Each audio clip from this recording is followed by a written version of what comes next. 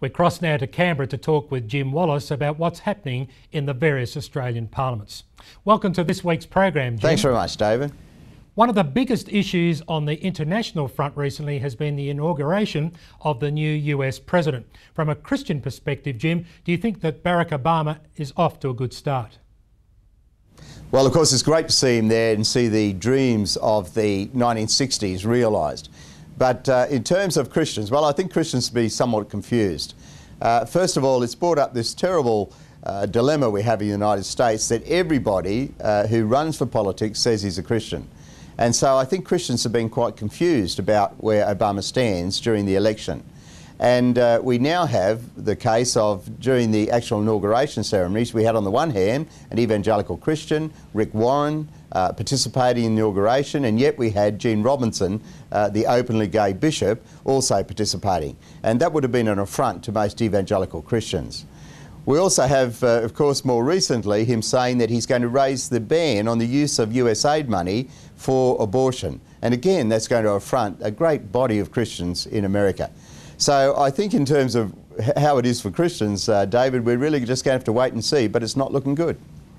On a different topic, Jim, does the recent launch of a consultation process on the national surrogacy regulation raise concerns? Well, it really does, David, and particularly because it's come just as Victoria has, of course, passed its laws at the end of last year. And those laws set a new low standard in Australia. We have 2 men, 2 women or signal women, all able to have a child through surrogacy. And so we don't want that to become the new national standard, and yet if we're looking for a consultation process which is going to come up with a national standard, then it's pretty obvious that that's where they're going to be heading. So it's very important that Christians take part in the inquiry which has been launched at the moment through the States Commonwealth's Attorney Generals, and what people can do is go to scag.org.au, download the information there and make sure you get a submission in by the 16th of April. Very, very important that we don't end up with Victoria's standard as the national standard. Jim, the economic downturn caused by the global financial crisis has been on most people's minds. How is this affecting Christian ministries, and what are the concerns for the poor? Well, it will affect all Christian ministries, of course, David. Even the most generous givers just don't have the money to give.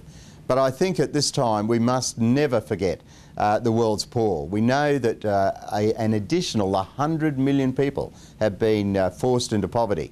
We know that while you and I will be inconvenienced by this, some will find it very tough, that others will die among those 100 million.